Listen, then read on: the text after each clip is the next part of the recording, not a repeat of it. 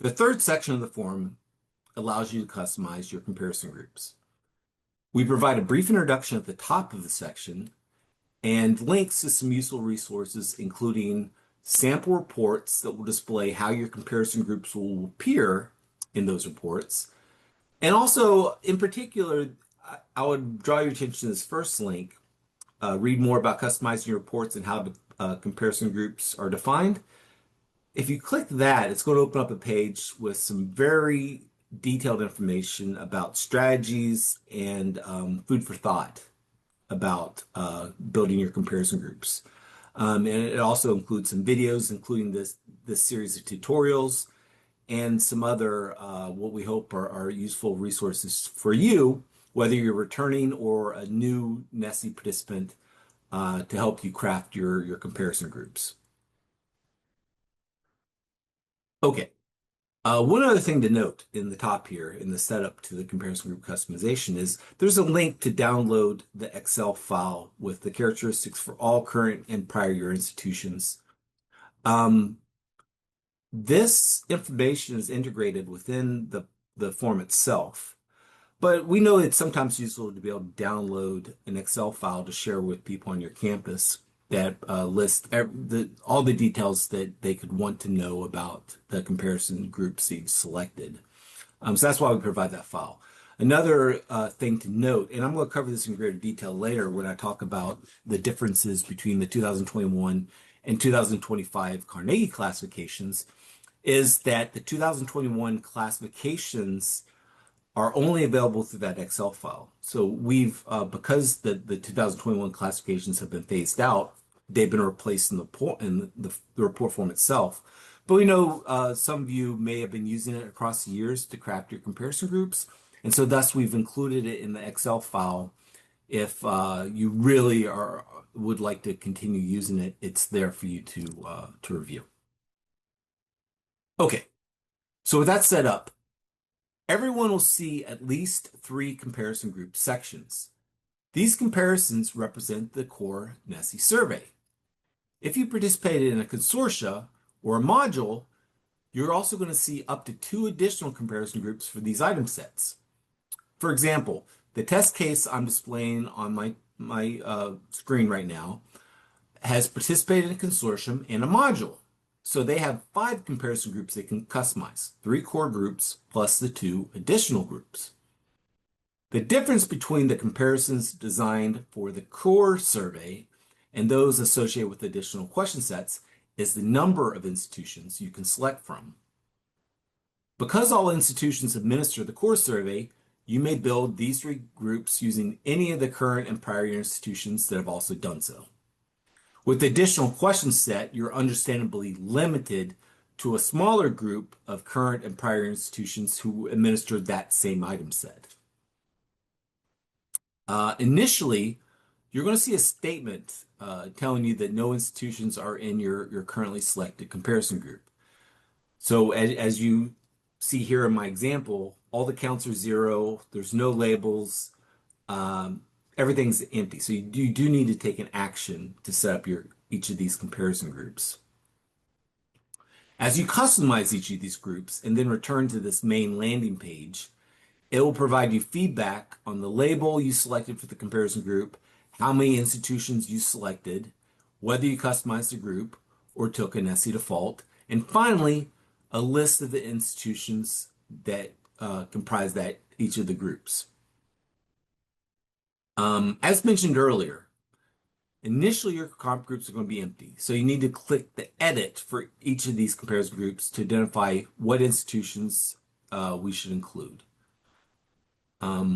You may select your comparison groups in several different ways. For the sake of this tutorial, I'll highlight how you can do so. Before I start, let's review what the comparison group edit section looks like. If you click any of the edit links for the comparison groups, the form is going to expand to show you how the comparison group, how you can customize the group. So let me click the edit button for NSSE Core Survey Comparison Group 1, which is currently empty. And now it expands this section, which you can then close out the section by clicking this icon here for close. you'll first see a series of helpful hints on using the form appear at the top of each of these comparison group sections.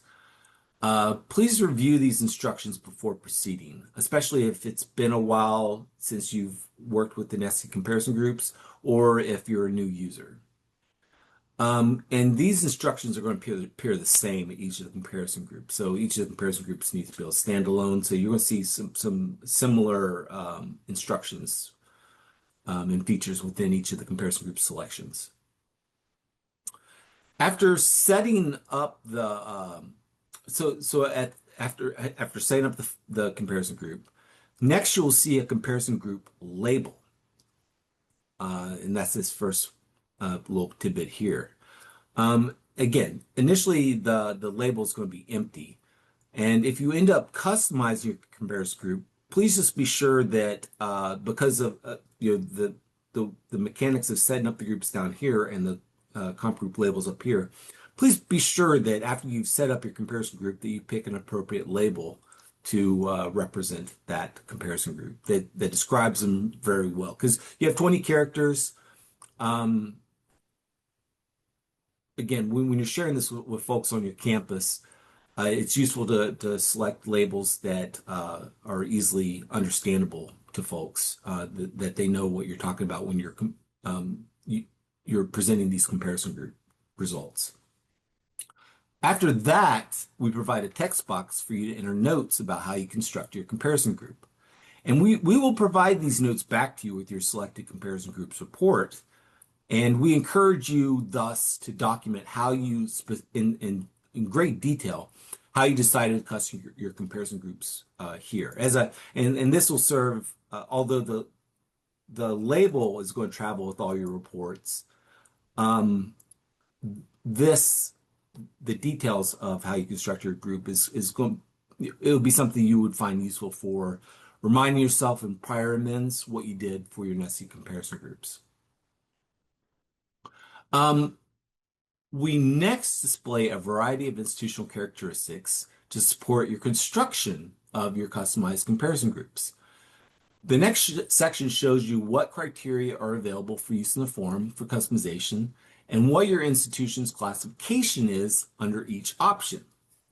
So for example, the test case I'm using here is in a locale of town distance under IPEDS, Southeast, private not-for-profit in Arkansas, with an undergraduate enrollment between 1,000 and 2,500.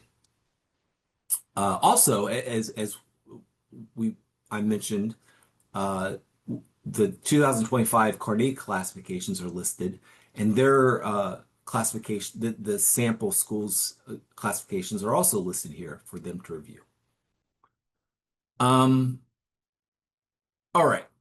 So now at this point, you have your label, you have where you can document how you construct your comparison group, and also how your institution is classified on each of these characteristics we use to build comparison groups. Next, you're going to see a series of buttons. So it's a series of buttons and then followed by a table of institutions. And so this table, as I mentioned with the Excel file, this is the institutions that are available, all current and prior year institutions are available to select for your comparison groups. And so, especially for the core comparison groups, you're going to see this is a very long list. And so it lists the institution and it also lists all the characteristics that make up that institution. And if you click in the top of any of these columns too, it will you'll be able to sort that information. So as you refine your comparison groups, you can use this information to ensure you're picking the institutions that best represent how you want to set up that group. Through clicking the buttons that are provided, you can control what institutions show up in the table below. For example, as I mentioned, all institutions are initially they're eligible for selection are listed, but none are selected. You can and you can see accordingly that none of the institutions have a check in a box beside them here. As you select institutions for your comparison group, you can toggle between showing the full list and simply those you have checked by clicking the Show All or Show Selected button. So let me go ahead and do that now. So you can see, let me just select the first five for this comparison group. And so if I click the Show Only Selected, now the table will snap down to the institutions I've selected. But if I want to see everyone else to add additional people, I click Show All, and now all the institutions that are available for selection are again displayed. If you ever want to restart with a clean slate, you can click Clear Selections, and no institutions will be selected. So let me click the red button for Clear Selections, and now it's going to reload and those institutions I selected are going to be gone. So it's going to be a clean slate. I can start from scratch, including you'll note that it would also wipe out your comparison group label and any notes. So keep that in mind if you ever want to restart. Um, uh, okay. So if you ever want, so we do offer comparison default groups, and some of you do select those. Um, If you ever want to select your default group, simply click Load Default Group, and that will load. And you'll see that this little icon beside the button, if you click that, it tells you who would fall in that default for each of those comparison groups. So for this institution that participated in a consortium, their default for comparison group one would be all other current and prior year institutions that participated in their given NSSE consortium. So let me click that, and you can see that now it just displays the other institutions that participated in that consortium. And again, if I want to restart, I just go ahead and click Clear Selections, and now it's a blank slate. Clicking the Select Comparison Group Criteria button is going to enable you to identify NSSE institutions that have specific characteristics. So let me click that button. Okay. So again, I mentioned that there's certain iPads and Carnegie information that is available to use to identify your comparison group peers. This is where you can actually select that information. Uh, and I'll go into this greater detail in the next recording, but I just want to show you here that when you click that, uh, it initially expands this section that you can, has drop-down menus that you can use to refine and select each of these characteristics. Let's see here. Okay, so finally, once you're satisfied with the list of institutions you've selected and you've made sure you also edited your label, clicking Confirm Submit, which here the Confirm Submit is grayed out because we haven't selected anybody. Um,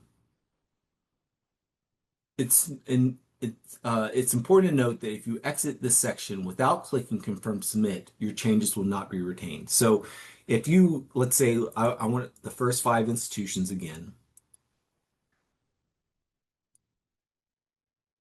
Oh, you also have to, as I mentioned, it's going to prompt you. So here I've selected institutions, but again, Confirm Submit is grayed out because I haven't provided a label yet for this comparison group. So let me just call this comparison group one. All right. Now Confirm Submit will appear. But if I was to back out by hitting close, I would lose all that information. It wouldn't be retained. So it's important that after I click all those institutions, I click Confirm Submit to actually lock in what I've selected.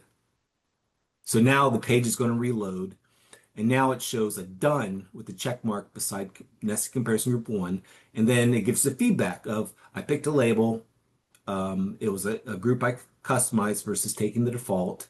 And then if I click more details, it shows the specific institutions I selected for that comparison group. In the following tutorials, I'm going to provide you a variety I'm going to go into greater detail about this, about the different strategies you can employ to select your comparison groups.